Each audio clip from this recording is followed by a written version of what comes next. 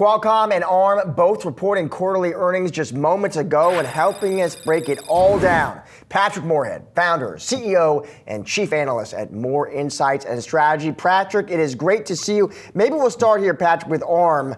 At least initially, investors don't seem too excited. We're down about 5% here in the after hours, Patrick, but give me your take on that report. So if we look historically at ARM, I mean, it's been very consistent on the double beat and then raised guidance. I think this one's kind of a somewhat of a repeat of that. And I think the only thing, if people are being critical, you could look at is EPS guidance. But ARM is a company that's investing ahead. It's likely more R&D, more engineers, but it's a very expensive stock. If you look at how it's trading, even on the forward PE, it's crushing it on growth. I mean, if you look at what it pulled in the quarter, it wasn't a few years ago. Their entire quarterly revenue and profit is what the company would crank out in an entire year. But again, it's all about valuation. I'm very interested to hear any talk about what Stargate may or may not mean. And do you think that if we get a little more color and details around that could potentially help the stock recover? I mean, what do you want? What would be your question specifically around Stargate that the company even is in a position to answer at this early stage?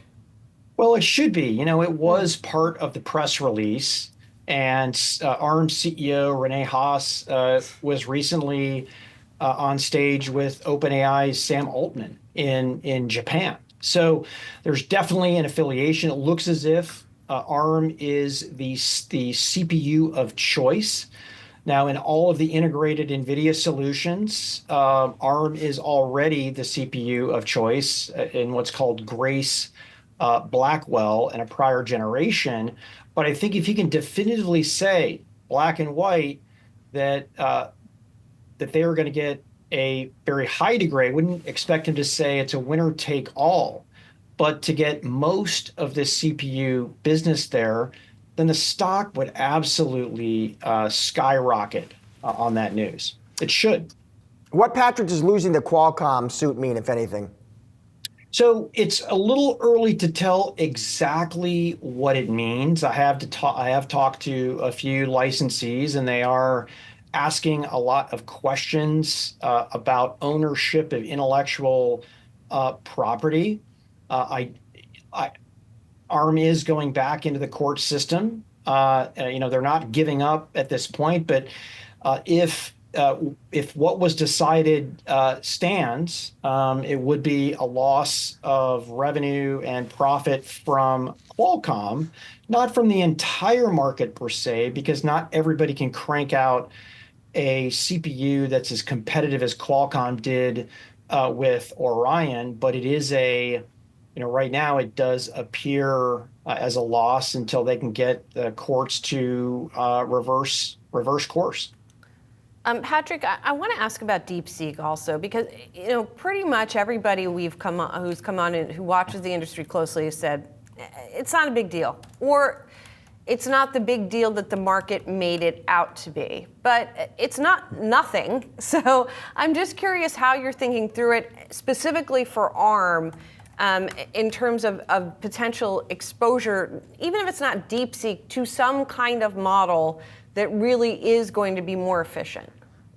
Yes, so there's a lot of talk about ARM in the data center. Their current bread and butter is in the smartphone business. I mean, they have a monopoly. I don't know if it's 95 or 99% market share in the smartphone space. And what DeepSeek showed us is that you could run very useful models on the smartphone without even connecting to the cloud. And I think, I know we keep talking about, and I have talked about this potential super cycle in smartphones. The challenge right now is the features haven't shown up, but DeepSeek could be one of those capabilities that shows us why everybody's going to need a new smartphone and a new PC that ARM is very competitive in. And whether that's via Apple or via Qualcomm today with the Windows Copilot Plus PCs.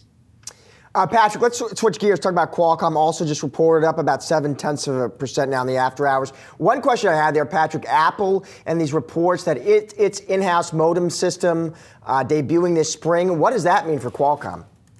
So Qualcomm has been very prepared for this on two fronts. First of all, they've zeroed out any Apple revenue in the next few years when Apple is supposedly going to bring in this modem. And, I might add, it's been, 7 to 9 years since we've been talking about Apple,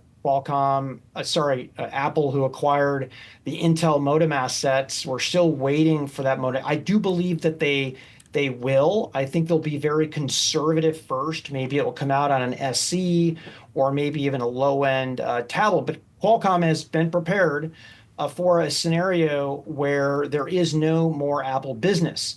The other side is the diversification, right? If you look back 5 or 6 years ago, Qualcomm was pretty much 100% a smartphone play. They've diversified that with a very sizable automotive showing up in that. They have an IoT business, which is a function of pretty much everything that's not automotive and smartphone, including PC. And the numbers do speak for themselves. And they have a forward forecast where 60 to 70% of their revenue is non-smartphone related. Let's not forget that Qualcomm is the market share leader in all of premium Android, which is the market share leader globally. So a lot of puts and takes here. A lot of puts and takes, but not a lot of AI and what I heard you talking about there. And I know it's part of it, right? They're big in what they call edge AI, AI on device, right? So I guess what I'm asking is all of what you're talking about enough to enthuse investors and bring them back to Qualcomm? So Qualcomm has AI in smartphones, in PCs, in automotive, industrial IoT, and a couple other areas. Right now, where the action is in AI is all about the data center. And while they do have installations at the data center edge and in a few they're actually installed inside of AWS. They're not generating meaningful revenue or profits at this point. So I think it's going to take a culmination of two things. First of all, they're going to have to see some evidence from the ecosystem, and that includes Microsoft, all the PC makers, all the smartphone makers, that AI is accelerating their business.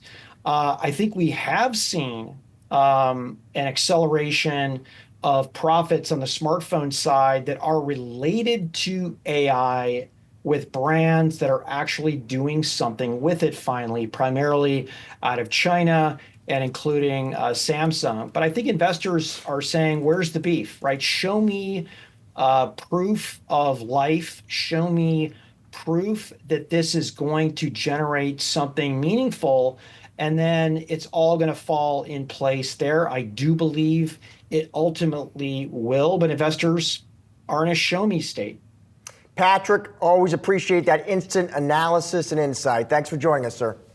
Thank you.